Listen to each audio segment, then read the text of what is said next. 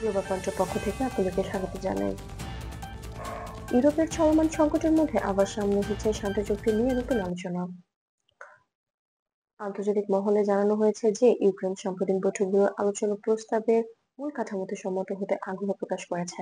তবে তারা স্পষ্ট জানিয়েছে সার্বভৌম সীমাত্ব এবং জাতীয় নিরাপত্তার বিষয়গুলোতে কোনো ধরনের আপোষ যেতে তারা প্রস্তুত নয়। ইউক্রেনি কর্মকর্তারা বলছেন তারা যে কোনো আলোচনাকে স্বাগত জানালেও দেশের স্বীকৃতি সীমারেখা বজায় রাখা তাদের অগ্রাধিকার। অন্যদিকে রাশিয়ার পক্ষ থেকে অবস্থান পরিষ্কার করা হয়েছে, তারা বলেছে যে কোনো প্রস্তাব বাস্তবায়িত হলে তা মাঠ পর্যায়ের পরিস্থিতি এবং পূর্বে ঘোষিত তাদের জাতীয় স্বার্থের সঙ্গে সামঞ্জস্যপূর্ণ হতে পারে। রাশিয়া জানায় কোনো শান্তি চুক্তির খসড়া যদি তাদের ঘোষিত শর্ত থেকে বাদ পড়ে অথবা পরিবর্তিত হয় তবে সেই প্রস্তাব তাদের কাছে গ্রহণযোগ্য হবে না। এই অবস্থান আন্তর্জাতিক বিশ্লেষকদের মধ্যেও আলোচনা তৈরি করছে।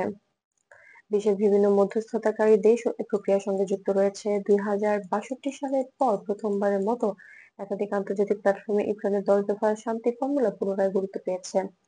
এতে রয়েছে পারমাণবিক স্থাপনা নিরাপত্তা, জ্বালানি সরবরাহ স্বাভাবিক রাখা, মানবিক সহায়তা, শিশু পুনরুদ্ধার এবং সীমান্ত সুরক্ষার মতো গুরুত্বপূর্ণ বিষয়।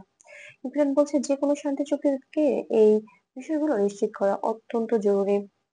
রাশিয়া আবারও জানিয়েছে যে তারা সাম্প্রতিক বৈঠকগুলোর বাইরে কোনো প্রস্তাবকে সমর্থন করে না যদি তা তাদের ঘোষিত অবস্থানকে অস্বীকার করে। বিশেষ করে তারা বলছে কার্যত যে অঞ্চলে এখন নিয়ন্ত্রণ পরিবর্তন হয়েছে সেই পরিপ্রেক্ষিতে নতুন বাস্তবতা হিসেবে বিবেচনায় না আনলে আলোচনা এগোবে না।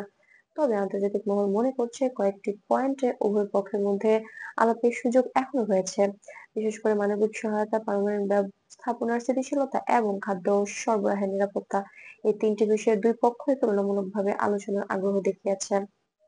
বৈশ্বিক পর্যবেক্ষকরা জানান বড় শক্তিগুলোর চাপ এবং আন্তর্জাতিক বাজারের অপরিবর্তিত অবস্থা আলোচনায় প্রভাব ফেলছে। বিশেষ করে মধ্যপ্রাচ্য, আফ্রিকার কয়েকটি দেশ এবং এশিয়ার কিছু রাষ্ট্র এই আলোচনার মধ্যস্থতায় ভূমিকা রাখতে আগ্রহী। যদিও এখনো কোনো বড় অগ্রগতি হয়নি, তথাপি আলোচনার দরজা খোলা থাকার বিষয়টি ইতিবাচক বলে মনে করছেন বিশ্লেষকরা। সাম্প্রতিক বৈঠকের পর ইউক্রেনের পক্ষ থেকে জানানো হয়েছে যে তারা শান্তির পথে অগ্রসর হতে প্রস্তুত, কিন্তু দেশের সার্বভৌম অধিকার নিয়ে কোনো ছাড় দেবে না। আর রাশিয়া বলছে প্রস্তাবের কোনো অংশ বাদ দিলে বা মূল কাঠামো পরিবর্তন হলে তা তাদের কাছে গ্রহণযোগ্য হবে না। দুই পক্ষের এই অবস্থান ভবিষ্যতের সিদ্ধান্তকে আরো গুরুত্বপূর্ণ করে তুলেছে।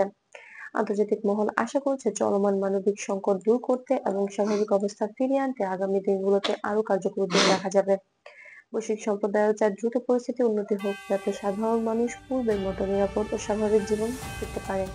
গ্লোবাল পয়েন্টের সাথে থাকার জন্য ধন্যবাদ। আরো আপডেট পেতে আমার চ্যানেলটি সাবস্ক্রাইব করুন।